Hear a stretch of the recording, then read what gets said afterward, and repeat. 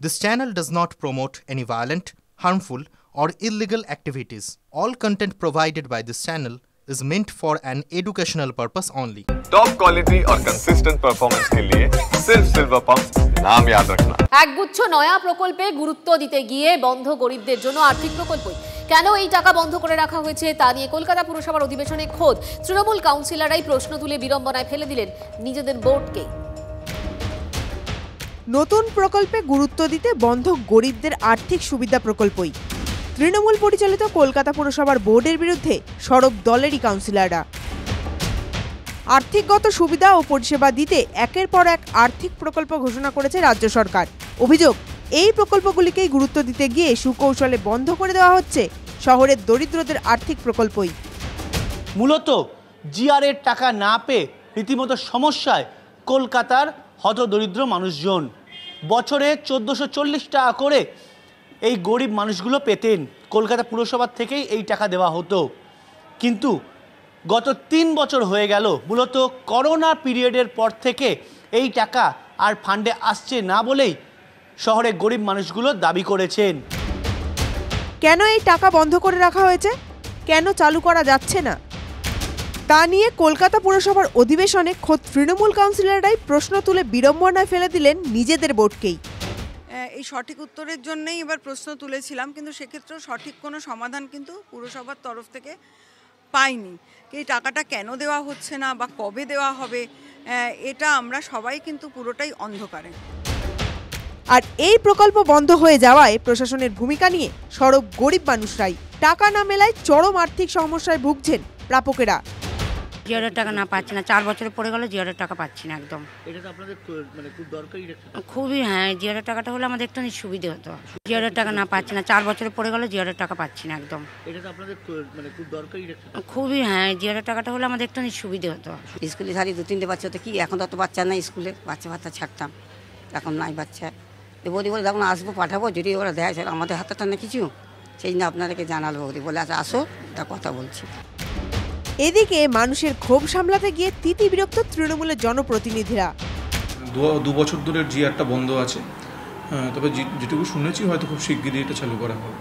এক্ষেত্রে কি লোকজনকে আপনার কাছে অবশ্যই একটা গরিব মানুষ তো একদম প্রান্তিক মানুষদের হাতে টাকাটা পৌঁছাতো, এবং সেই টাকাটা না পৌঁছানোর ফলে সেই লোকগুলোর একটা তাগাদা তো আছেই, এবং তাদের তাগিদটাও আছে, তাগাদাও আছে। প্রকল্প বন্ধ হওয়া নিয়ে পুরসভাকে খোঁচা দিতে ছাড়েনি বিরোধীরা। আমি বলছি এই সরকারটাই ডিজাস্টার। এই কর্পোরেশনের নিয়ার অ্যাবাউট 1 কোটি টাকা প্রতি বছর খরচ হয় দুর্গাপুজোর আগে। হ্যাঁ, আরেক মা দুর্গার সেজে আরেকজন মুখ্যমন্ত্রী এখানে ইন্ডোর স্টেডিয়ামে উঠে নাটক করেন। কলকাতায় যত জিআরের টাকা পাওয়ার লোক আছে, মুখ্যমন্ত্রীর একবারের সভা যদি বাতিল হতো তাহলে এতগুলো মানুষ টাকা পেয়ে যেত। দিলেই বা কেন, বন্ধই বা করলে কেন, দুটোর একটাও করতে না, তারা ওটাতেই সহনশীল হয়ে থাকতো। এখন ওটা তো তাদের মানসিক দিক থেকে একটা আকাঙ্ক্ষা, কারণ এখন হামেশা এসে ও দিদি আমাদের সেই টাকাটা তুমি দেবে না, তাদের ধারণা কাউন্সিলররাই বোধহয় সেটা টাকাটা এনে দেয়, কিন্তু আমরা তো বাধা, হাত পা বাঁধা অবস্থায় আছি। যদিও মেয়র বলছেন লক্ষ্মীর ভান্ডার পাওয়ায় নাকি মানুষের অসুবিধা হচ্ছে না। এটা জিআরের টাকা বলে, একটা টাকা বছরে 2বার করে আসে, একবার এই ইয়ার এন্ডিংয়ের সময় আসে, একটা পুজোর মুখে একটা আসে, বছরে একবার আসে। সেই টাকাটা যখন আসে আমরা এটা বিলি করে দিই, কিন্তু এখন মানুষের খুব একটা অসুবিধা হচ্ছে, আমরা সব মহিলাই তো এখন লক্ষ্মীর ভান্ডার পাচ্ছে, কিন্তু এটা আসলে আমরা বিলি করে দিই। কিন্তু প্রশ্ন উঠছে, যেখানে পুরসভা আর্থিক সুবিধা সংক্রান্ত একাধিক প্রকল্প চালু করছে, সেখানে দারিদ্র্য সীমার নিচে থাকা মানুষজনের দীর্ঘদিন ধরে চলা এই প্রকল্প কেন বন্ধ করলো পুরসভা? কোনো রকম বিজ্ঞপ্তি ছাড়াই গরিব মানুষদের বিপাকে ফেললো কেন প্রশাসন? সায়ন্ত ভট্টাচার্যের রিপোর্ট, TV9 বাংলা। 14 বছরের নাবালিকা মায়ের কাছে বকুনি খেয়ে বাড়ি ছেড়েছিল, নিউ টাউনের রাস্তায় ঘোরাঘুরি করছিল, মুখে চেনা একটা টোটো চালক সেই সময় তাকে টোটোয় তুলে নেয়। কিন্তু সেই টোটোয় ওঠার যে এইভাবে খেসারত দিতে হবে ভাবতেও পারেনি ওই নাবালিকা। টোটোর ব্রেকে স্প্রিং খুলে নাবালিকার গলায় জড়িয়ে তাকে খুন করে অভিযুক্ত টোটো চালক। তারপর জঙ্গলের ভেতর নিয়ে গিয়ে তার মৃতদেহ সেখানে ফেলে তার উপর নৃশংস অত্যাচার চালায়, তার উপরে তাকে ধর্ষণ করে। এই গোটা ঘটনা সামনে আসার পর নিউ টাউনের নিরাপত্তা, সিসিটিভি ফুটেজের কভারেজ, পুলিশি নিরাপত্তা, এই সব নিয়ে প্রশ্ন উঠে যাচ্ছে। নিজের মুখে স্বীকার করেছে এখানে দাঁড়িয়ে। কি বলেছে? ও যেই মেয়েটাকে রেপ করে সেই মেয়েটাকে নাকি জগৎপুর দিয়ে তোলে রিস্কায়। 3 ঘন্টা ঘোরানোর পরে তারপরে মেয়েটাকে স্প্রিং ব্রেকের গাড়ির স্প্রিং খুলে পেঁচিয়ে মেয়েটার শ্বাস রোধ করে দেয়, প্লাস ঘাড় ভেঙে দেয় পিছনের। ঘাড় ভাঙার পরে মেয়েটাকে ওই অবস্থায় নিয়ে যেই জায়গাটায় করেছে লোয়ারপুরের ওই যে জঙ্গলে, সেই ওই জায়গাটায় তো ব্যারিকেড করা ছিল, ওইটাকে কেটেছে ফার্স্টে, কেটে উঠিয়ে বড় করে জায়গা করে তারপরে মেয়েটাকে মরা অবস্থায় রেপ করে, ওই ভিতরে নিয়ে গিয়ে রেপ করার পরে ফেলে রেখে দিয়ে আসে। এর আগেও তো 5টি রয়েছে, এর আগেও মলেস্টেশন কেস রয়েছে, তুমি কি জানো? হ্যাঁ, 8 মাস 15 দিন জেল খেটে এসেছিল। এটা সুশোভন আমাদের সঙ্গে রয়েছেন সরাসরি প্রতিনিধি, কথা বলবো সুশোভনের সঙ্গে। সুশোভন, যে প্রশ্নটা বারবার আমরা তুলছি যে নিউ টাউনের মতন একটা শহর, ঝকঝকে রাস্তা, এত সিসিটিভি ফুটেজ, পুলিশের পেট্রোলিং কার থাকে, সেখানে এই নাবালিকার ওপর এইভাবে অকথ্য অত্যাচার চালালো একজন টোটো চালক, আর কেউ টের পেল না। দেখো, কেউ টের পায়নি, তার কারণ জায়গাটা একবার তোমায় দেখানোর চেষ্টা করব। একেবারে একটি রাস্তা যেখানে বাতিস্তম্ভ রয়েছে এবং একেবারে জঙ্গল। স্বাভাবিকভাবেই তোমার প্রশ্ন হতে পারে যে তাহলে কেন নজর এলো না? বাতিস্তম্ভ রয়েছে কিন্তু সব বাতি জ্বলে না, আর রাস্তা যেটা রয়েছে সেখানে কিন্তু লোকের যাতায়াত কম, এবং যে ঘটনাস্থল সেখানে কিন্তু একেবারে প্রচুর গাছ রয়েছে, তাই আলো পর্যাপ্ত সেই ঘটনাস্থলে পৌঁছায় না। এবং এই পরই কিন্তু প্রশ্ন ওঠে, স্থানীয় বাসিন্দারাই প্রশ্ন তোলে যে তাহলে নিরাপত্তা কোথায়, এবং এইখানে যখন মানুষ যাতায়াত করে কিন্তু কোনোভাবেই কেন নিরাপত্তা দেওয়া হয় না, বা কোনো রকম কেন আলো বা কোনো সিসি ক্যামেরা এখানে নেই কেন? তারপরই আমরা আজকে দেখলাম যে এনকেডি এর তরফ থেকে একদিকে যেমন এই যে গাছগুলো পরিষ্কার করার কাজ শুরু হলো, রাস্তা ঠিক করার কথা হচ্ছে, বাতিস্তম্ভ বলছে ঠিক হয়ে গেছে, সিসি ক্যামেরা বলছে বসানো হয়েছে। স্বাভাবিকভাবে এখন আবার স্থানীয় বাসিন্দারা প্রশ্ন তুলছেন যে তাহলে সবই হলো, কিন্তু একটা ঘটনার পরে হলো। যদি আগে হতো তাহলে হয়তো কিছুটা হলে সুবিধা হতো। কিন্তু এর সঙ্গে আরেকটা প্রশ্ন উঠছে যে নিউ টাউনের যে জায়গা তা কিন্তু অত্যন্ত বড়, বেশিরভাগ জায়গাতেই কিন্তু এই রকম পরিস্থিতি, যেখানে পুলিশ পর্যাপ্ত সবসময় যে পৌঁছায় এরকমও নয়, যেখানে সিসি ক্যামেরা নেই, লাইট নেই। স্বাভাবিকভাবেই তাহলে সেই জায়গাগুলো নজরদারি কে করবে?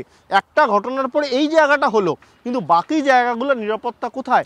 একইভাবে যে ছবি তুমি দেখাচ্ছিলে, প্রশাসনের টনক তো নড়লো, কিন্তু সেই টনক নড়লো এক নাবালিকার প্রাণের বিনিময়। অনেক ধন্যবাদ তোমার সুশোভন। পড়ুয়াদের বিক্ষোভে ফের উত্তপ্ত ম্যাকআউটের হরিণঘাটা ক্যাম্পাস।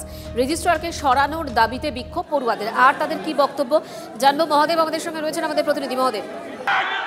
একদমই যেটা জানা যায়, দেখো যে এই ব্যাকআউটের মধ্যে কিন্তু আজকে ছাত্রদের দুই পক্ষের মধ্যে গন্ডগোল সৃষ্টি হয়। তার কারণ হচ্ছে ভেতরের মধ্যে যারা আন্দোলন করছিল সে সকল আন্দোলনকারীরা স্লোগান দিতে থাকে রেজিস্ট্রার হটাও বলে।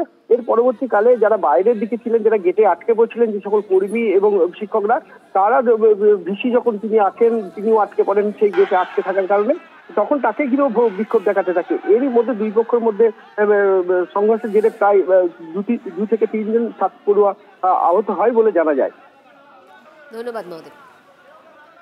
আরও একবার আপনাদেরকে দেখাই ম্যাকআউট গত কয়েকদিন ধরে বারবার করে খবরের শিরোনামে। আজ পড়ুয়াদের বিক্ষোভে ফের উত্তপ্ত হলো ম্যাকআউটের হরিণঘাটা ক্যাম্পাস। রেজিস্ট্রারকে সরানোর দাবিতে বিক্ষোভ পড়ুয়াদের। উপাচার্যকে সরানোর দাবিতে স্লোগান রাজ্য প্রযুক্তি বিশ্ববিদ্যালয়ের হরিণঘাটা ক্যাম্পাসের কর্মীদের। বিক্ষোভ গণ্ডগোলের মাঝে পড়ে আহত হন 3 জন কর্মী।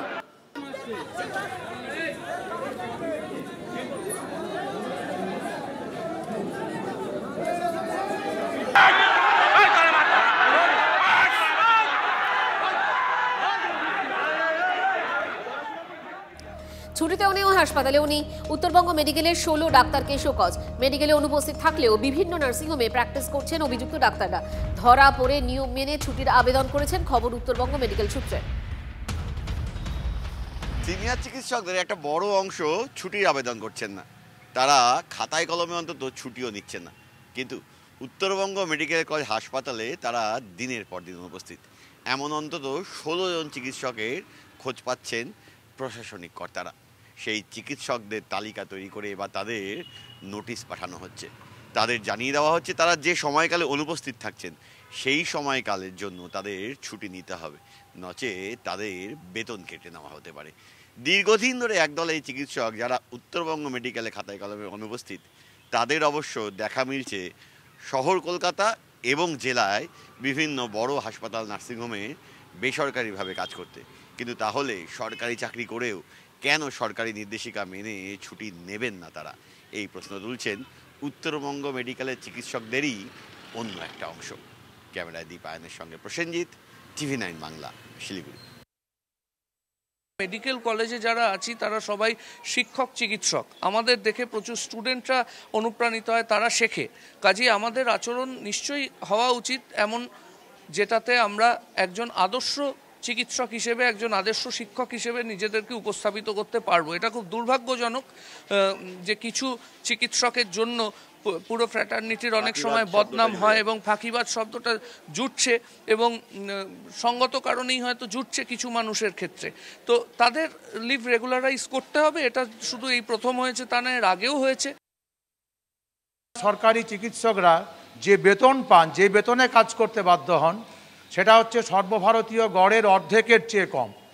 তো এই অবস্থায় একটা হতোদ্যম, হতমান, নিরুৎসাহিত, কম বেতন দিয়ে কাজ করানো কর্মীবর্গকে তাকে তিনি কি করছেন তার আগে স্বাস্থ্য দপ্তরের যে অনাচারগুলি রয়েছে, যারা এদেরকে নিয়ন্ত্রণ করেন, সেই স্তরগুলিতে যে অনাচারগুলি রয়েছে সেইগুলিকে দূর করা আগে প্রয়োজন। ওই সমস্যার যদি সমাধান হয়, আমার মনে হয় চিকিৎসকদের কাজ করা নিয়ে চিকিৎসকরা দায়িত্ব সম্বন্ধে সচেতন, তারা তাদের কাজকর্ম ঠিকঠাক করে করতে পারবেন।